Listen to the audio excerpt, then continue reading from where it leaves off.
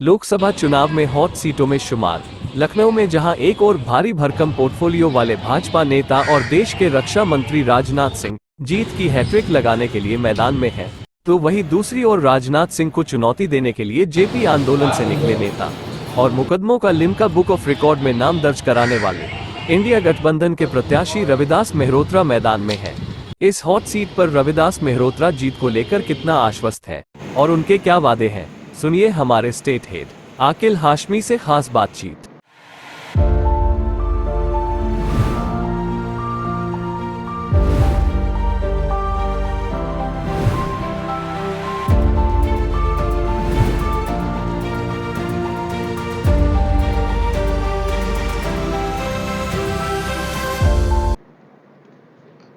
नमस्कार, आप देख रहे हैं श्री न्यूज़।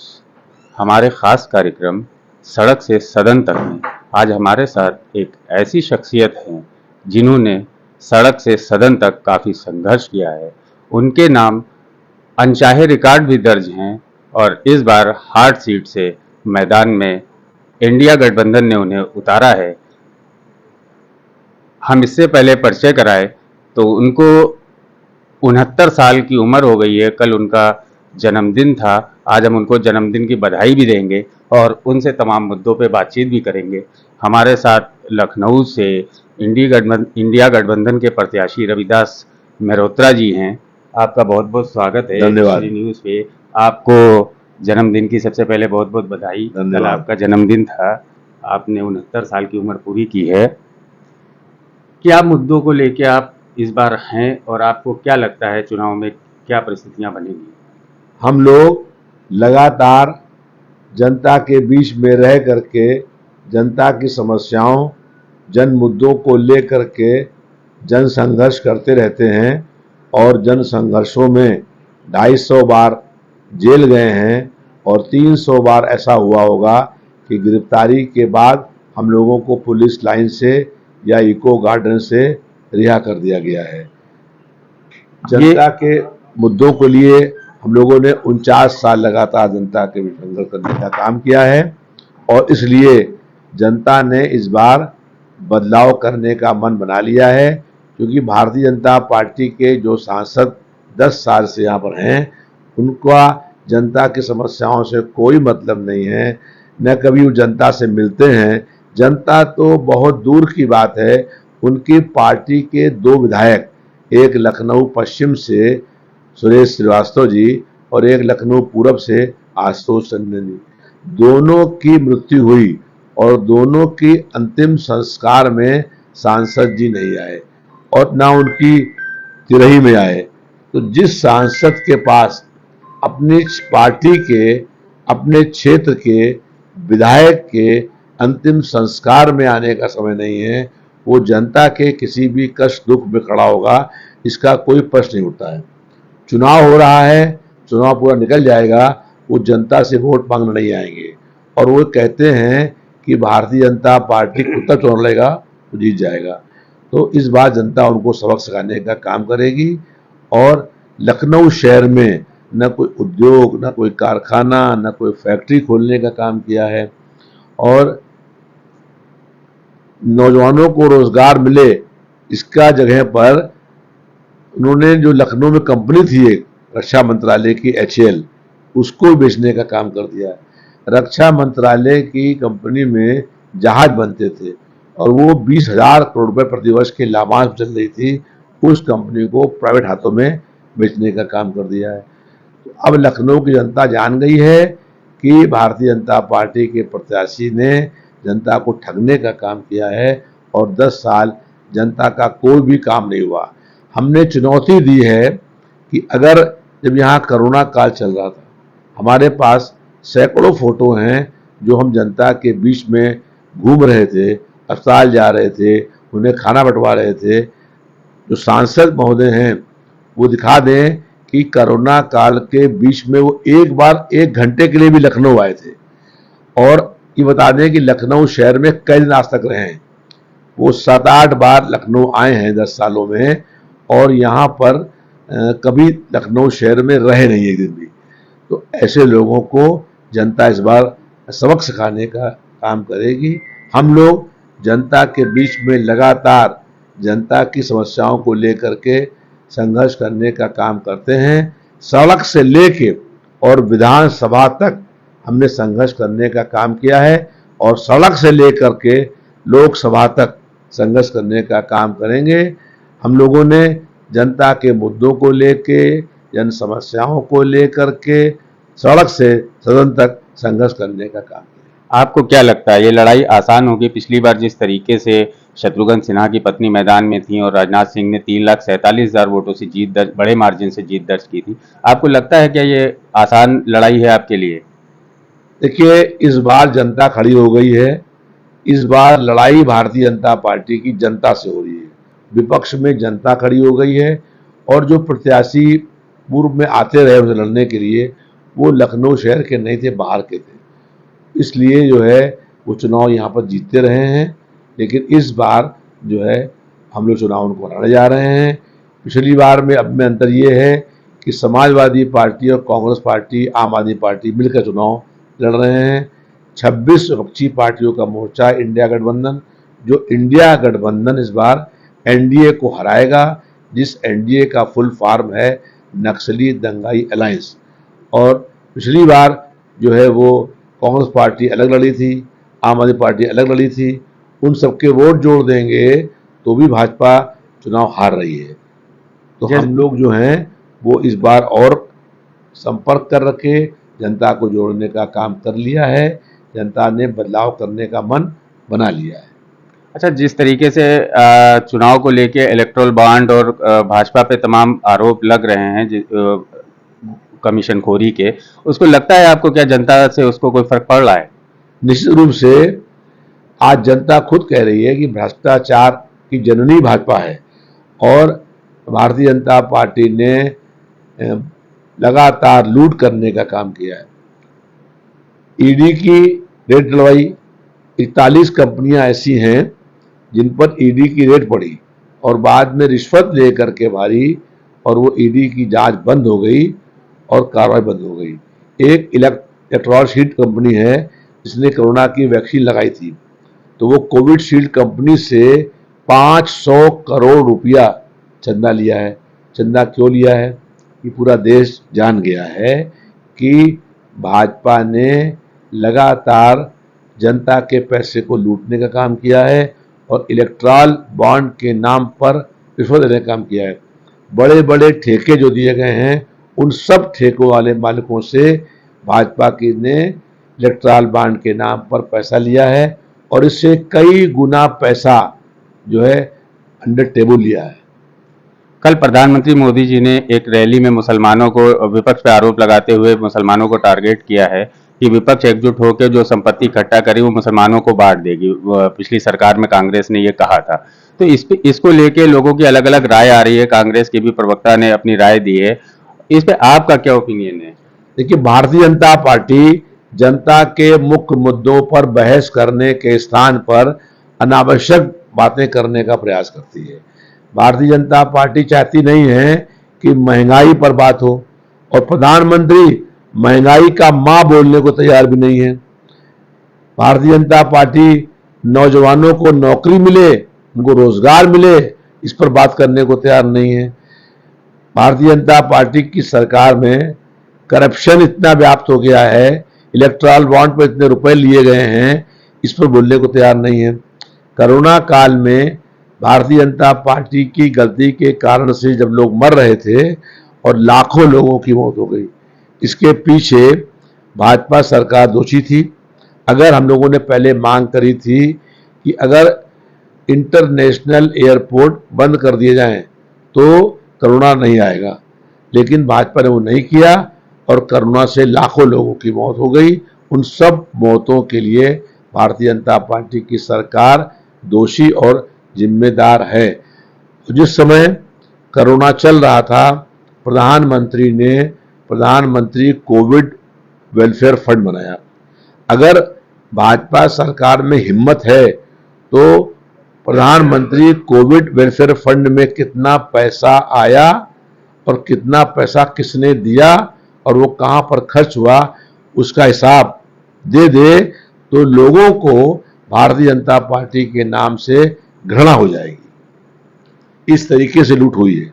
अच्छा, जिस तरीके से भाजपा लगातार रैलियां कर रही, भाजपा के बड़े नेता रैलियां कर रहे, उनकी काफी बड़ी मात्रा में रैलियां हो रही, उसी तरीके से इंडिया अलायंस की जो रैलियां हैं थोड़ी कम मात्रा में हो रही हैं, वो जोश नहीं दिखाई दे रहा है। इसके पीछे क्या रणनीति है कुछ, या कोई और वजह है? अभी चुनाव नामांकन के बाद जो है वो इंडिया मोर्चे के सभी नेताओं की जो है ज्वाइंट मीटिंग होगी और हो रही है। अखिलेश यादव जी और राहुल गांधी जी एक साथ जो है जनसभा पर में बोले हैं परसों, और लगातार कार्यक्रम चल रहे हैं। प्रेस कॉन्फ्रेंस भी साथ में हुई है।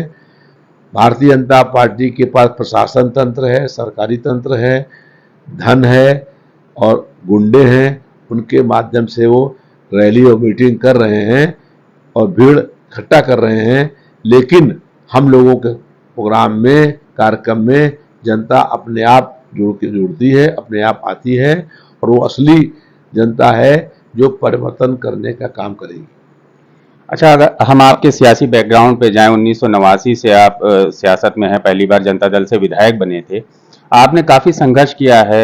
इमरजेंसी के दौरान आप जेल में गए, वहीं से मुलायम सिंह जी से मुलाकात हुई, उसके बाद से जो आपने मुलायम सिंह यादव का साथ पकड़ा तो आज तक नहीं छोड़ा। ये क्या दोस्ती थी ऐसी कि जो आजकल सियासत के दौर में जो लोग पार्टियां बदल लेते हैं, आपने ऐसी क्या वजह थी, क्या दोस्ती ऐसी थी जो मुलायम सिंह जी से आज तक आपने साथ नहीं छोड़ा?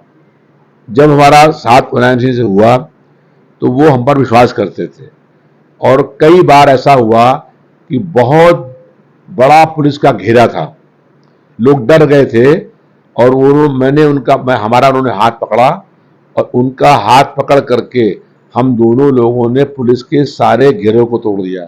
उन्हें ये बात मालूम थी कि चाहे पुलिस लाठी चार्ज करे, चाहे गोली चला दे, लेकिन हम पीछे भागने वालों में नहीं है। जेल जा सकते हैं, लाठी खा सकते हैं, गोली खा सकते हैं, लेकिन हम लोग भागेंगे नहीं, डरेंगे नहीं।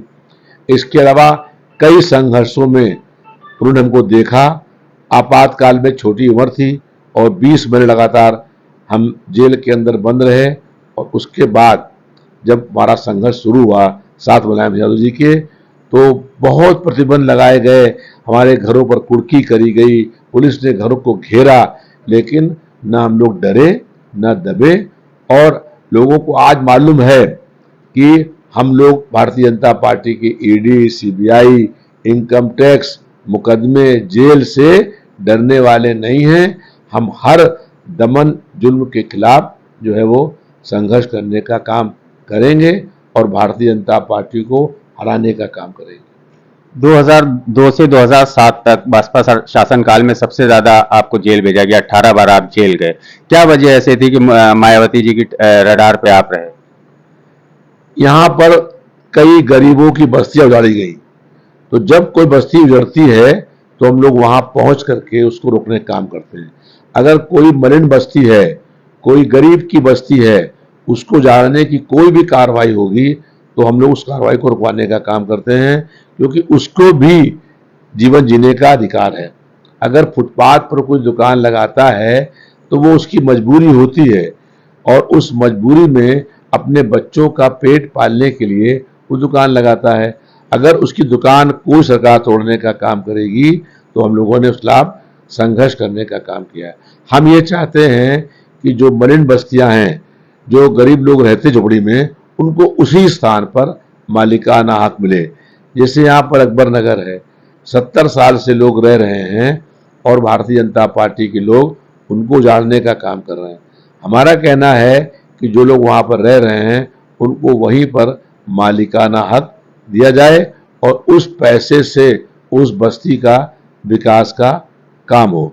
ये मुख्य लड़ाई है वो इसी बात की है कि जो रिक्शे वाले हैं, जो टेम्पो वाले हैं, ऑटो वाले हैं, उनके साथ जब जुल्म अन्याय होता है तो हम लोग लड़ने का काम करते हैं। तो अगर किसी ने, मायावती ने भी जुल्म करने का काम किया और जुल्म करने का काम भाजपा ने भी किया, इसलिए हम इन दोनों लोगों से के खिलाफ संघर्ष करने का काम हमेशा करते रहेंगे। आपके खिलाफ करीब 42 साल में 250 से ज्यादा मुकदमे लिखे गए, 250 से ज्यादा बार आप जेल गए हैं। इसको किस तरह से आप लेते हैं कि जनता से जुड़े ही हैं या इसमें कुछ राजनीतिक मुकदमे भी हैं और क्रिमिनल मुकदमे भी हैं? एक बार एसीएम कोर्ट ने आपको भगोड़ा भी घोषित किया था। अभी तक हालांकि आपको किसी भी केस में सजा नहीं हुई है। क्या पूरे मामले थे और किस तरह से आप इसको लेते हैं? देखिए, हम लोग 250 बार जब जेल गए हैं तो निश्चित रूप से 250 मुकदमे लगे हैं। बहुत सारे मुकदमे छूट गए हैं धीमे धीमे करके, क्योंकि मजिस्ट्रेट को मालूम है कि हम लोगों ने कोई आज तक किसी से कहा सुनी भी नहीं हुई है। सारे मुकदमे राजनीतिक मुकदमे हैं, सारे मुकदमे आंदोलन, संघर्ष, प्रदर्शन के हैं। जनता के मुद्दों को लेकर, जन समस्याओं को लेकर के, जन संघर्षों के दौरान ये सारे मुकदमे लगाए गए हैं। इसमें एक मुकदमा भी ऐसा नहीं है जो किसी से आज तक कहा सुनी भी हुई हो। और उसमें से लगभग जो है मुकदमे खत्म हो गए 240। तो धीमे धीमे करके जब उसमें गवाह नहीं आए, 40 सालों से मुकदमे लगते रहते हैं और ख़त्म होते रहते हैं। अभी थोड़े मुकदमे 7-8 मुकदमे अभी रह गए हैं, लेकिन उसमें कोई गवाह नहीं आ रहा है और उसमें भी जो है हम लोग छूट जाएंगे, क्योंकि हम लोगों का लोग जानते हैं, मजिस्ट्रेट जानते हैं कि सारे मुकदमे धरना प्रदर्शन आंदोलन के हैं। भारतीय जनता पार्टी की सरकार तमाम तरह का प्रयास कर रही है कि हम लोगों को मुकदमे में सजा हो जाए, लेकिन जब मुकदमे हैं उसमें कोई भी जो है वो ऐसा मुकदमा नहीं है इसमें कोई गवाही देने भी आए, क्योंकि हम लोगों ने कभी किसी के साथ कोई कहा सुनी या झगड़ा भी नहीं हुआ है। लोगों को मालूम है कि सारे मुकदमे आंदोलन, प्रदर्शन, धरने, सत्याग्रह के हैं। अच्छा, जिस तरीके से 1991 से आज तक ये भाजपा की सीट रही है, भाजपा की झोली में ही है, अजय सीट कही जाती है भाजपा की, तो आपको लगता है ये मिथ्या इस बार हर हाल में टूट जाएगा, आप विजयी होंगे और कितना आश्वस्त हैं आप अपनी जीत को लेकर? देखिए, लोकसभा के चुनाव में 1989 में समाजवादी पार्टी के सांसद लखनऊ शहर से हुए थे और 89 में ही हम विधायक भी हुए थे उन्हीं के साथ, और उनके 4 विधायक चुनाव हार गए थे, मनोहर सिंह जी के, और हम अकेले जीते। तो 4 विधायक जितने वोटों से हारे थे उनका जोड़ जितना हुआ था उससे अधिक वोट से हम चुनाव जीत गए, इसलिए हम विधायक हो गए, वो एमपी हो गए। उसके बाद लोकसभा में मिलती रही, लेकिन विधानसभा के अंदर हम लोगों ने भाजपा को हराने का काम किया। 2022 में अभी भी पिछली बार आपने योगी मोदी लहर में जीत हासिल की, बड़ी अचीवमेंट हासिल की, और उस वक्त जो है 17 से 22 तक भाजपा के विधायक मंत्री थे प्रदेश सरकार में, जो आज डिप्टी सीएम हैं। जब चुनाव लड़ने के लिए हम मैदान में आए तो वो सीट छोड़ करके यहाँ से भाग गए लखनऊ मध्य क्षेत्र से। जब अगर लखनऊ मध्य क्षेत्र में जहाँ वो 5 साल मंत्री रहे, 5 साल विधायक रहे और वहाँ हम लड़ने खड़े हुए, तो सीट से उनके भाग क्यों गए? अगर ये गढ़ भाजपा का होता तो चुनाव लड़ते वो, लेकिन चुनाव लड़े ही लड़े और हमने बहुत भारी अंतर से भाजपा को चुनाव हराने का काम किया, और इस बार उससे भी बहुत बड़े अंतर से भाजपा को चुनाव हराने हम लोग जा रहे हैं। मुख्य मुद्दे आपके क्या हैं? मुख्य जनता के लिए वादे क्या हैं आपके? कुछ चंद वादे जो मेन होते हैं, महिलाओं के लिए आपके क्या वादे हैं और आम आवाम के लिए क्या वादे हैं? हम लखनऊ शहर में हमारी सरकार बनेगी, चुनाव जीतेंगे तो निश्चित रूप से सारे गरीबों की बिजली मुफ्त होगी। हर मोहल्ले में सरकारी स्कूल होगा, जिस सरकारी स्कूल का स्तर जो पब्लिक स्कूल हैं उनके बराबर होगा। हमने हर मोहल्ले के अंदर हम लोग बनवाएंगे मेडिकल अस्पताल, और अस्पताल में दवा, इलाज, जांच सब फ्री होगी। जो 30 लाख नौजवानों के पद खाली पड़े हुए हैं उन्हें भरवाने का काम करेंगे। हर नौजवान को नौकरी मिलेगी। गरीब महिलाओं को 8,500 रुपया पेंशन मिलने का काम होगा, और हम लोगों का प्रयास ये होगा कि 1 महीने के अंदर ही जो है गरीबी दूर जाएगी। जब नौजवान को नौकरी मिल जाएगी, जब गरीब महिलाओं को 8.5 पेंशन मिल जाएगी, और जब महंगाई कम हो जाएगी, अब तो उसके बाद अपने आप ही जो है जनता का जीवन पर उठेगा और गरीबी जो है कम होगी।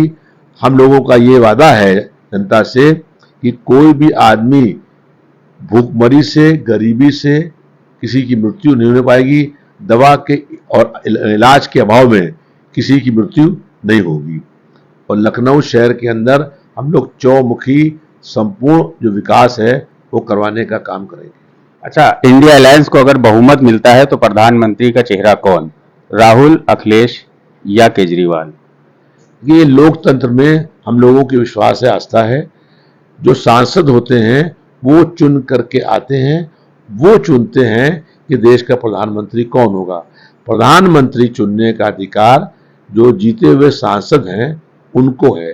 लेकिन जहां पर तानाशाही है, जैसे भाजपा में, तो वो तय कर देते हैं कि प्रधानमंत्री हमारे यही होंगे। तो उनको ये विश्वास नहीं है कि चुनाव में जो एमपी जीत करके आएंगे वो हमको चुनेंगे। तो हम लोगों में जो है कई बार ऐसा भी हुआ है कि अगर दो लोग खड़े हो गए तो दोनों के बीच में जो सांसद जीत करके आए या विधायक जीत करके आए उनके बीच वोटिंग हुई और फिर वोटिंग से तय हुआ कि बहुमत किसके साथ है और वो देश का प्रधानमंत्री या मुख्यमंत्री हुआ। तो हम लोगों की पूर्ण रूप से लोकतंत्र में आस्था है, हम लोकतंत्र सेनानी भी हैं और चुनाव जीतने के बाद जो सांसद तय करेंगे कि देश का प्रधानमंत्री कौन होगा। तो ये थे हमारे साथ रविदास मेहरोत्रा, लखनऊ इंडिया गठबंधन के प्रत्याशी, जिनका साफ तौर पे कहना है कि हम हर हाल में इस बार जीतेंगे और जीत के लिए पूरी तरह आश्वस्त हैं और 1991 से जो भाजपा का एक छत्र राज है लखनऊ में, उसको ये तोड़ेंगे। कैमरा पर्सन रजत के साथ आकिल हाशमी, लखनऊ।